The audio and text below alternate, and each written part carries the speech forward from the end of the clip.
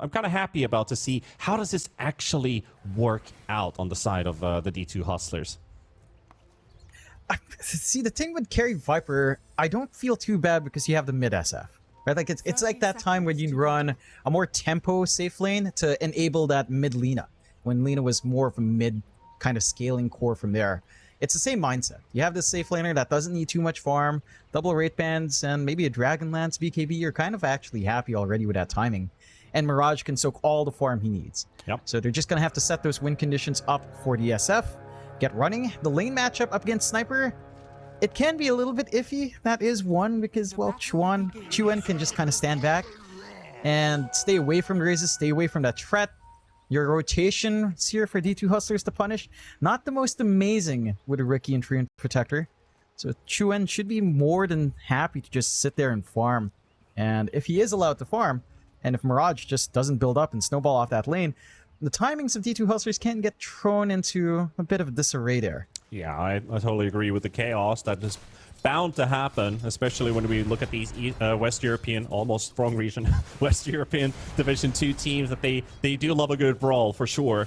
As on the side of Alliance, like they definitely have the supports to help out with rotations if they want to kill this SF early. Mind you that SF is still kind of squishy, even if Sniper doesn't have the highest amount of right-click damage. But with the Shrapnel slow, one move from the Rubik into the mid lane, maybe even a Tiny suddenly pops out of nowhere.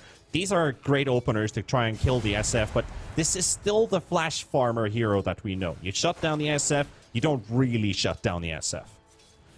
Yeah, he still has Angles back. Again, it just goes back to having that Viper and the Lycan. As long as their lanes hold steady, they can be active early on. I say early on, but you're still probably waiting for your Riki to hit that 15-minute mark. Just have that impact. I really like the Riki, like in a sense of how efficient the hero actually is on the laning stage, because he basically has like triple regeneration compared to like most heroes, right? So he's got a lot of base regen. He is very annoying to fight against because he's constantly trading off with his blink strike. And that just hurts, you know? Like, every time you want to trade off against a melee hero, you feel pretty fine about it. But then Riki feels like this semi-range who always jumps on you and does that quick burst of damage. You do some hits on him, and then he just regenerates everything and gets back to action, you know? So he started off with boots and just a set of tangos. Like, that's all you need. Yeah, that's all he needs. Cops a couple of hits from Charlie, but it's not going to be enough to threaten. I do have to say, they've managed to take a lot of couriers away already from D2 Hustlers early on. They killed Ponlos. They found another a while ago from Charlie. They're microing really well, and they might find Hanskin if he's not careful. That backs off in the nick of time. Yeah, man, it's a bit soft. And Alliance, they've got this one thing that they have to worry about. You know what, John? Like, when you're playing against Dota 2 Hustlers, you're playing against the Dalai Lama. You know what their strongest weapon is at the start of the game? Oh yeah. Oh yeah. Is it the throat singing? It is the throat singing, man. This is the person I look up to. Normally people are like, "Oh, that's my idol. Like, he's such a good player." I look up to Dalai Lama because he's such a brilliant throat singer, right? So Ponlo, he's going to put off some action here in the top lane, but Chad, they're going to get the turnaround. That's why you fight against the Viper, and you're going to hate your life after it. We've also got the leak seat. The heals are coming out. Chad, he's trying to regenerate out of the siphons. S4 finds a return kill, but will be taken down by the smack of the tree. Yeah, I mean, you find that trade back in the Viper, but he already finds that earlier kill on Ponlo. He's around for the XP. He doesn't mind too much. And you're giving some... you get the counter kill on Angel, you get some EXP, some gold for himself as well, feeling great. The one thing that we are seeing different here, compared to all the Treant games we have seen before here, Panda, is that they haven't cut the tree line. At least Ponlo gets some revenge, find Angel's Courier.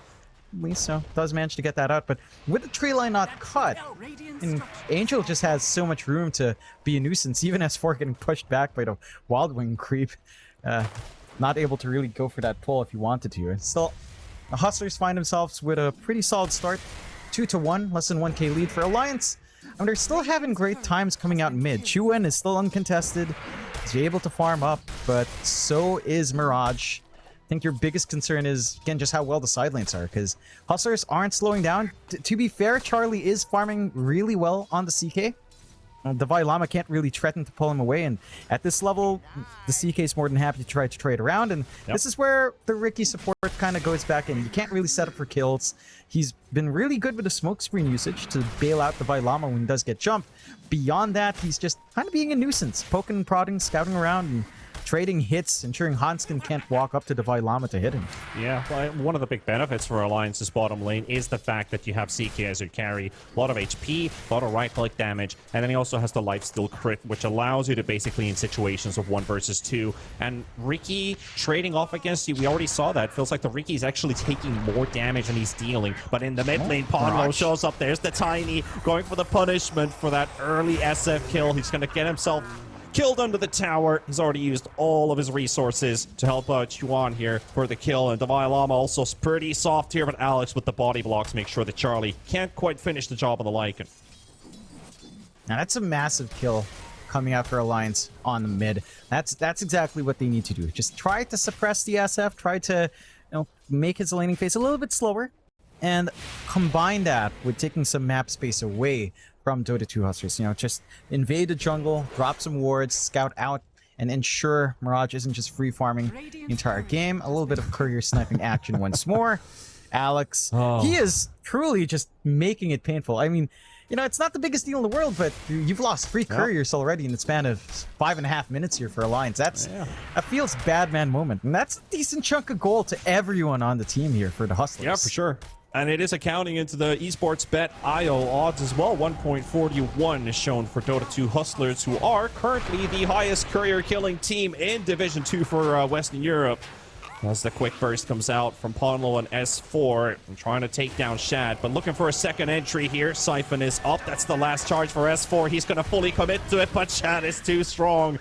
This Viper just melts you down to the core. We're filled with corrosion, and Ponlo to fall. They will find a kill on Alex at the same time as the Riki falls in the mid lane, but it is 2 kills for the Dota 2 Hustlers in the top lane, and that just makes it a little bit more worse in their eyes. So that top lane is now really going in the favor for the Hustlers.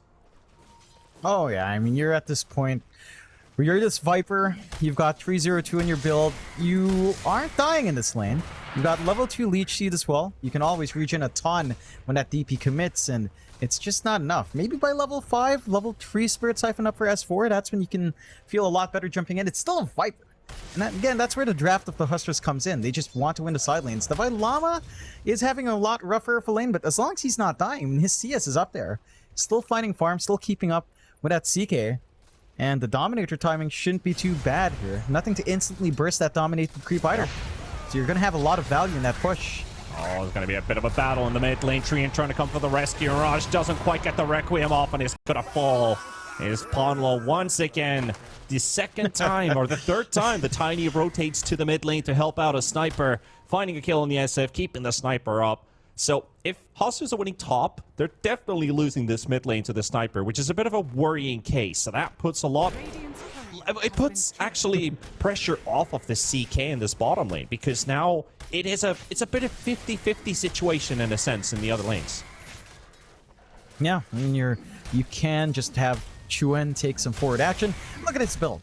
This is the classic sniper build-up. Triple rate bands, and suddenly you're just the most annoying hero to play against. Yep. Every time that headshot comes off, you're just like, oh man, I hate life. And he has so much attack speed, he has a decent chunk of armor, cutting off the physical output of Mirage. Trying to chase down Hanskin, but not going to be able to find that kill. Yeah, valiant effort. No way to stop. They give it a shot, but you're happy right now in Alliance. Like, yes, you're not quite in the lead, but you have gotten room out. You're getting some stacks cleared out for S4. Chuan is just holding mid steady, and because of the Hustlers lineup, they just don't have rotation potential.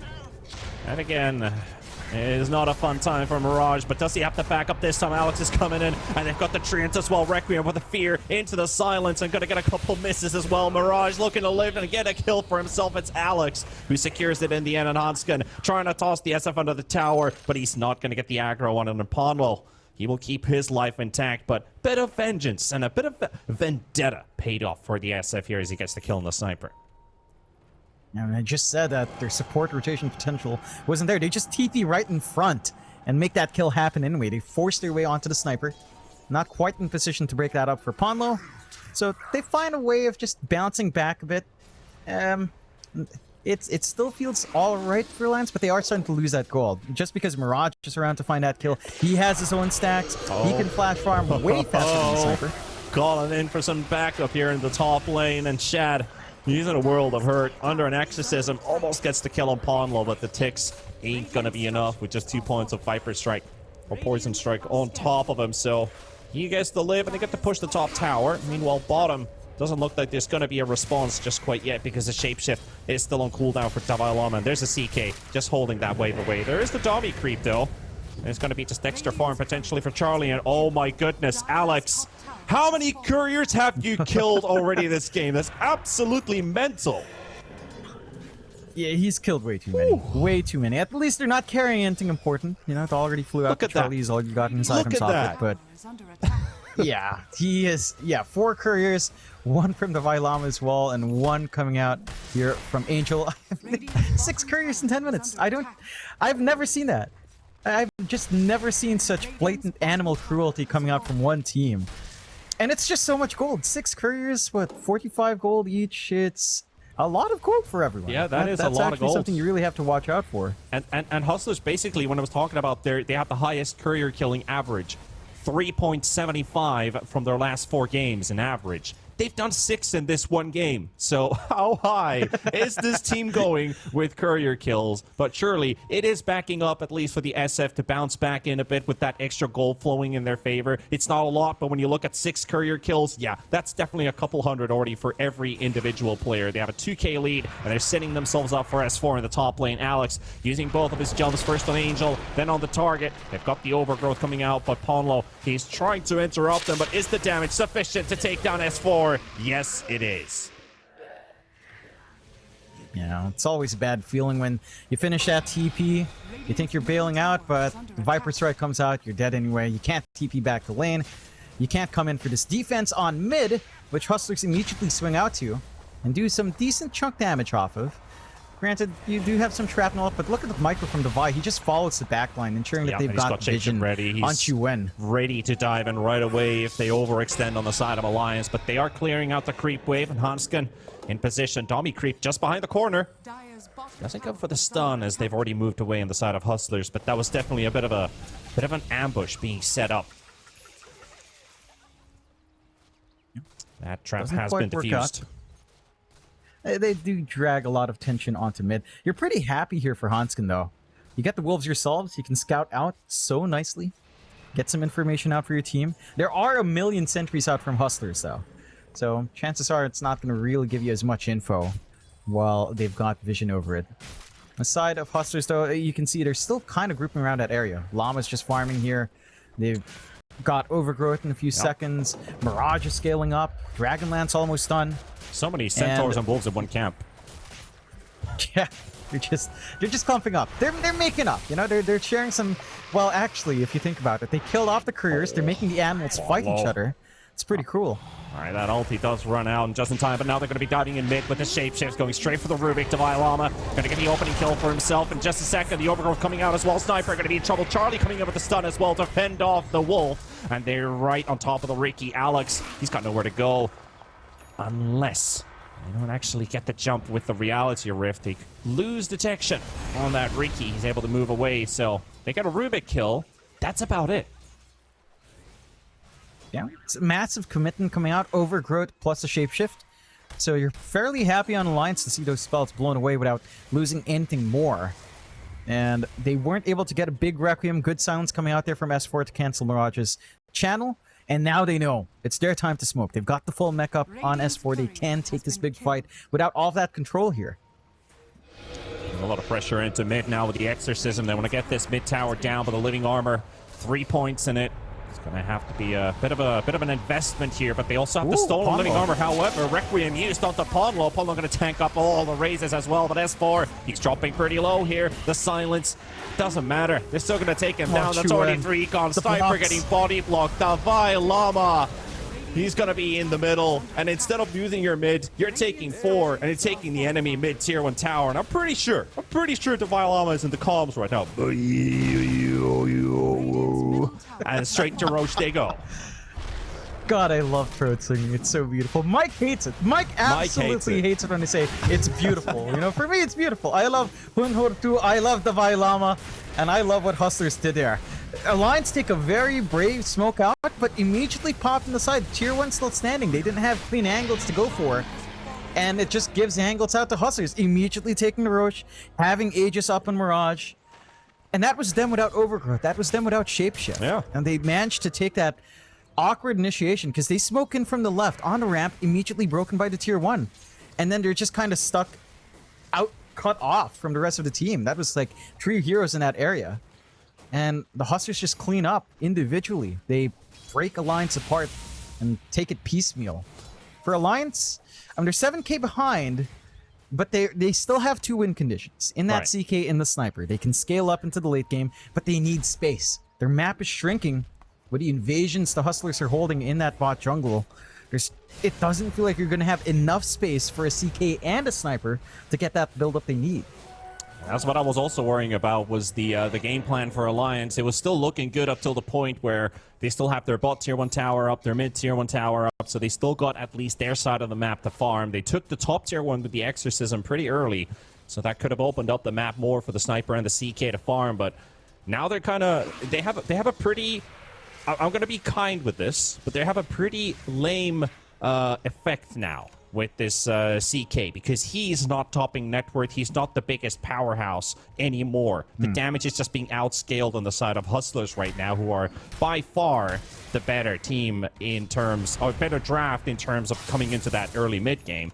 So win conditions, how do they actually achieve those on the side of Alliance? Talked about the map is really shrinking right now. The farm is going to be depleting. They're just going to choke you out on the map, and with that, Aegis as well up for 3 minutes, which is definitely a big of a threat.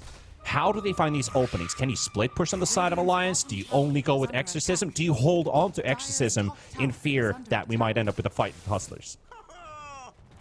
I think you just play as a trio. You know, run with Ponlo, run with S4, and Hanskin. This is your strongest trio, while your other 2 cores farm. Just try to make space, apply pressure in the lane, force a response. And by the time you hit Blink on Ponlo, that becomes a lot easier to achieve.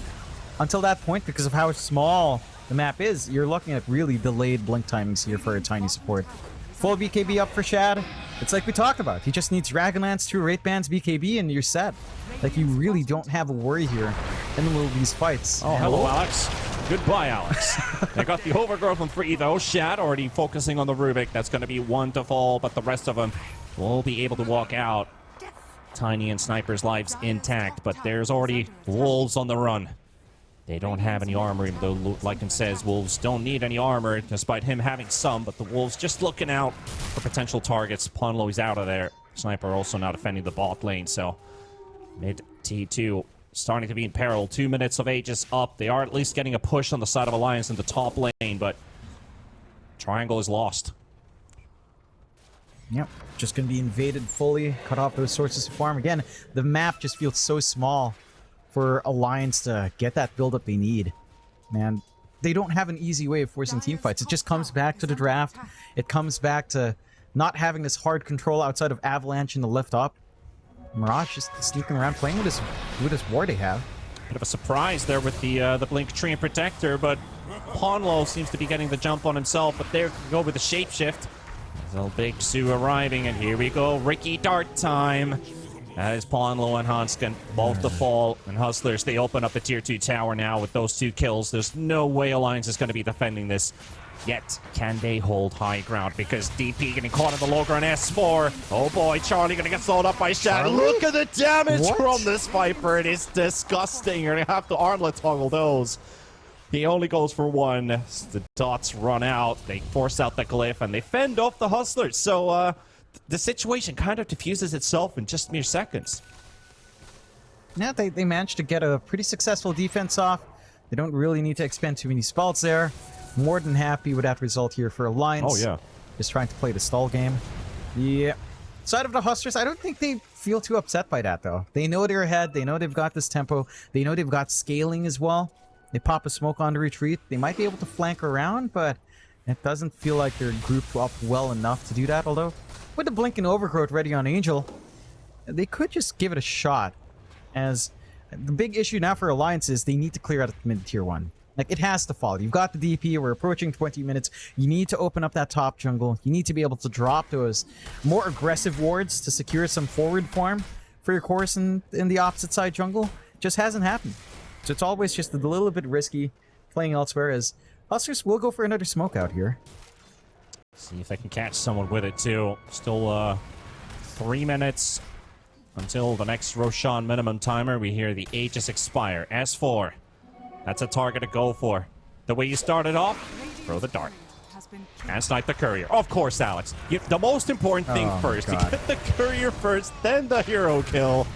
And S4 just getting kited out on a beautiful ulti from Angel, catching both off the core. Sniper in trouble. Requiem coming out as well to follow up from the overgrowth. And that is going to be the sniper down. And Hustlers, they clean out 2 cores, but they have expended all their resources right now. However, no defense coming in from Alliance.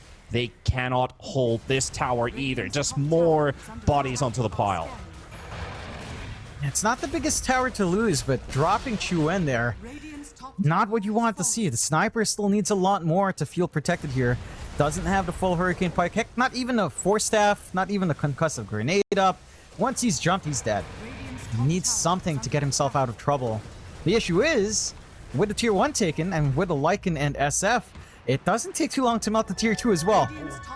So they find a lot more value there. 1 outer tower left for Alliance, and they've got complete control on the map. For the side of Alliance, they've just got to get back to farming. Try to get that build up, get this BKB up on Charlie, and work your way back in. I do have a little bit of a caveat in the CK here as well. It's kind of a weird one, because so you're joining the BKB fear, will save you from smoke screen. Yeah, no, like BKB saves you from smoke screen. It doesn't save your Illyrs, and that's a huge chunk of your DPS burst. So as long as you're trying to jump a target under a smoke screen, you're relying on just one guy to hit, and it's not going to lead to an instant kill. You're going to be able to get some save plays out. It's going to make it pretty awkward for Charlie in the middle of all that. And that is just the second tower that they're looking for on the side of Alliance, and they can't even take that as they've already got the defenders in place and the living armor. Alliance, however, smoked up in mid, trying to catch Shad here. Ponlo, Hanskin, S4. He's already moved away, and there's a big bunch of Hustlers on the other side of the river. Don't want to start shaking the wrong bush here. Smoke's also running out, so they're going to be backing away. Hustlers regrouping. And they can just take their time. 30 seconds until the next Roche as well, which is most likely going to be the next play. And if there's something Alliance can still hold on to, is attempting to snatch or even take Roshan under the eyes of the Hustlers. But if you start it, the Hustlers is definitely going to know where you are, so you might just have to look for an interruption, but that ward placement shows the sniper right now. They see Ponlo. Hustlers might just be taking a fight, but Ponlo gets the initiation out first. Ricky to be deleted out of the fight. So Alliance, they get the most annoying support hero out of the way, and that is only 30 seconds for Ricky to be back up again. And Roshan, 43 seconds. Oh, so close. So close it's so far. That's still enough time for the Ricky to respawn in and join that next Roche fight. You don't have the threat of Sleeping Dart to open up here, though. But Aether Lens is up. Cast range for Sleeping Dart. Ah, what a hero. What a hero. Yep. Now, the more funny thing is if Hanskin can somehow steal the dart, even more balance. Although he doesn't have an Aether Lens, disappointing, but considering the state of the game, that is to be expected. Yep. Yeah, Rubik basically has the same cast range as Ricky with Vizier and the Aether Lens. And, no, he TP'd out and slept. You're trying to TP under the eyes of Alex? Good luck with that. Oh, that's such a terrible feeling, dude. It's like, yeah, I'm gonna be safe. Nope, you're not. Tranquilizer dart. Try to visualize it in the eyes of a Dota hero in real life. Basically, you're teleporting away, channeling all your stuff, and then a dart flies on your pinky toe or your little toe, Charlie, basically, and you just fall asleep. And now to Charlie, he's also put to sleep as Mirage is here, Angel's here to join the party. You can try and armlet toggle as much as you want, but it's not going to work out. However, shapeshifted Divine Llama taken down in the bottom lane. Yeah, you're pretty happy about that. Issue is Roche is fully open for the Hustlers as they go in. A little bit of an awkward one for Charlie. I swear he was casting on the Ricky, and he walked back into vision. He opts to back off instead. And then completely out of vision Ricky. Oh, it's 4. Managed to do it. Oh no. Ooh. Oh no, no, no, no. Might actually be caught here. No, instead Hustler's just gonna let the DP slide this time. Toying with their food. Yeah, you don't need to find every kill. You have Aegis, you just want to wait for the Vilama to be back up, group up for a push, for a big team fight. Oh, Ponlo? Ponlo wants it though. He wants the action much more. The Exorcism burnt out, but Shav with the BKB. He's still taking damage from Exorcism, but doesn't matter. He's got the friends to back it up. The Hustlers stacking up on top of Alliance, finding 2 quick kills, and there's the dart flying in again, and Sniper held on the spot. What can Hunskin do? Throws in the Fateful. Doesn't really help too much against Mirage Illusion. Used to dodge the stun coming out from Charlie, and Charlie slipped as well. How many darts does this Ricky have in his pocket? I'm surprised Ricky himself isn't sleeping because one of those darts might poke your feet. Right? Like, I don't see any leather pouches there. I don't see any secure way of holding a sleeping dart. You know, you have to be a licensed professional to handle tranquilizer darts. You have to know the proper dosage, the proper weight for it. And Ricky doesn't care. He'll dart you. It's going to be the wrong dosage. You're not getting medically approved treatment from Ricky. You're not getting proper animal care and animal treatment from Ricky here. He's not licensed, guys. Watch out for this guy. That's why you must ban Ricky every game. Yeah, he definitely is a shady trickster. He is one of those black market dealers. But hey, they found themselves a CK once again. Oh, tranquilized. There goes Charlie. Oh, God. It's disgusting. What a hero. What a hero. Truly. Kills couriers. Truly one of the sleeps heroes. everyone. He's invis around the map. He's got a lot of base reach. And this guy with that mechanism buff right now, he's at 24 HP regen. So if you don't kill him right away, this guy just regens everything back. Oh, he even has the Eye of a Vizier. Look at that range and sleeping dart from the center. It's edge to edge almost. Yeah. Why? And the next one is going to be the Sniper to be caught. Again, I can visualize in my mind Snare's going to be saying, we're not going to be seeing this Angel. Ricky hero, are we? But Alliance, they've only got probably one more fight left of them. It's a 20k lead for the Hustlers. 26 minutes in, forcing out the high ground glyph as well. But Mirage, he's got a lot of right-click range here with that Grofo and the Hurricane Pike, so can't just position him very safely here. Anybody jumping him, no tiny to toss. You're inside a smoke screen. And Alliance, they don't have their Sniper for 20 seconds. Do they have to take the fight earlier than they want to? I don't think they can. They're just going to have to sack this lane. Yeah. It's one set of racks. The side of Hustlers need a little bit of a reset on Mirage. So you don't need to worry about 2 lanes immediately falling just yet. Does have some time. You do have high ground with Sniper, mind you. So you can always kind of just play with Shrapnel, stand back, hope Ponlo gets a good toss back, and play off the back of that. It is still a rather difficult game. For they're 21k down. We've seen the issue come out multiple times from Alex just starting. I mean, look at this build. It's just Tranquil, it's Aetherlens. That's it. Yeah. With a shard. And that is just... It's so much impact for so little investment. Yep. It makes me frustrated. I sound very frustrated right now because I'm thinking back. I watched some China earlier. I saw someone pick Warlock. And you know that hero has 0 impact no matter how many items you put on him. But here's this Ricky. 1,400 gold. You're good to go, baby. You're the best hero. You're beloved.